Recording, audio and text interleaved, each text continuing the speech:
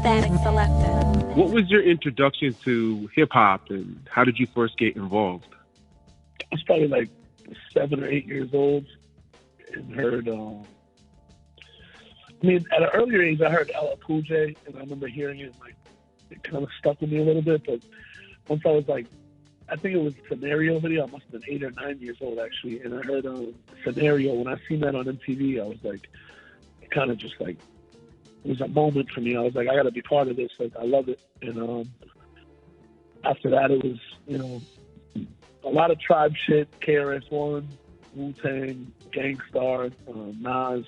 By the time I was like 12, I was like, really, really into collecting cassettes and CDs. And then when I was 13, I started collecting vinyl and started DJing. And that's when I traded all the CDs and cassettes I had for either vinyl or sold them to buy vinyl. And then, I started taking it really, really serious on Thanksgiving 1995 when I heard DJ Premier on Hot 97.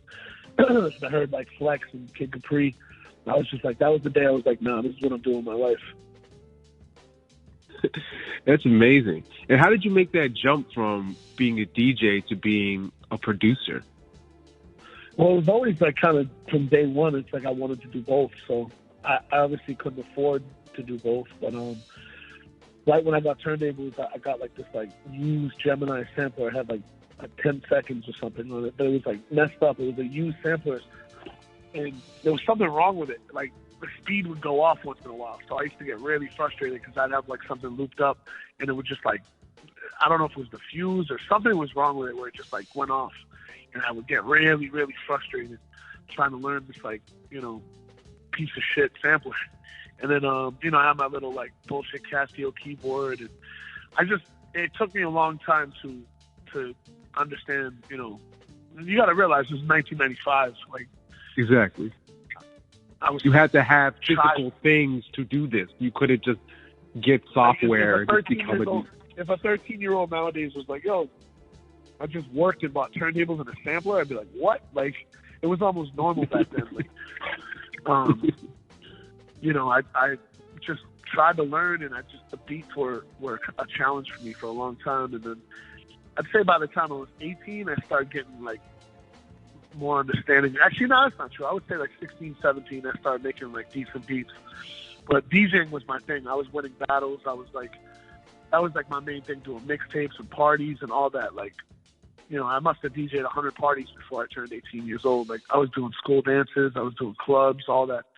And then when I graduated high school and moved like into downtown Boston, that's when like I started getting placements. Like the first record I ever had produced was on Lex's album on Man Speed in 2001, and then I got like a KRS-One placement, OC, and then I moved to New York, and I moved to New York in 2004, and that's when I got I got a record on Foxy Brown's album. I had a record on AZ.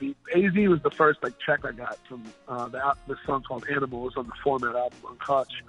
That was like my first producer check. And after that, it's just, especially when the mixtape game died, I had to take it serious, and it just everything took off after that.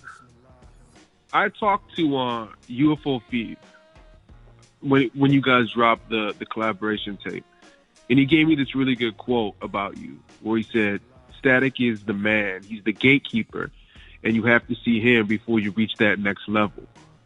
And I thought that's interesting because there are so many artists that are huge now that you were on early. You know what I mean? Like Gibbs, Action Bronson, Thieve is one. Recently, like Bobby J from Rockaway, Coda the Friend, you know what I'm saying? Even Joy Badass when he's kind of like early on. Mac Miller, rest in peace. Mac Miller.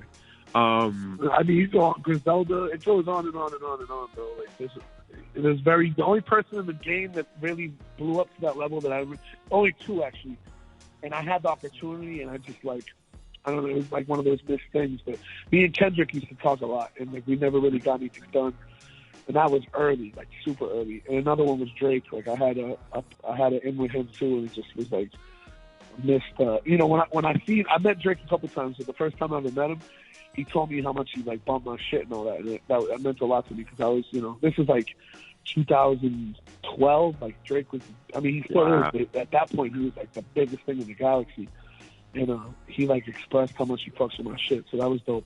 But those are the only two cats that blew up in the last 10 years that weren't either on my radio show or at my studio before they blew up. Like everybody from Chance to Vic Mensa to Travis Scott, like all these dudes were on my radio show before they were popping, or like at the crib recording. Now, what would you say is one of your best memories of working with Mac Miller? All of them, man. Every single one. I watched him go from a kid to a man. And oh man, it's a tough one for me. You know, meeting him for the first time, I was like, this kid's gonna be a star. And just watching his growth and the jokes and like it's crazy because when I did the record with him and Sean Price, everybody kind of thought it was a bugged out collaboration, which it was. But both of them, I can't even make this shit up. I was like, Sean, who you want to do a record with on this album? And I already had the verse. Sean did his verse for his album on 21 and Over. That verse was for something else, and I had it, and I was like, you know what? I'm going to use that on my album now. And he's like, all right. I'm like, who you want me to put on it? And he was like, Mac Miller, and I was like, yeah. I was like, okay. And when I saw Mac at my radio show one time. He was like up there with his artist or something, and this is like the 10th time he's been on my show. But I was like, yo, I'm working on this new album, and I got this joint, and I went to say Sean Price, and he's like, Sean Price. He's like, yo, I've been wanting to do a song with him, and like it came out of his mouth before I really said it, and that record was just such a genuine thing that both those guys loved each other so much, and now they're both gone, and it's like it's fucked up. Trap man.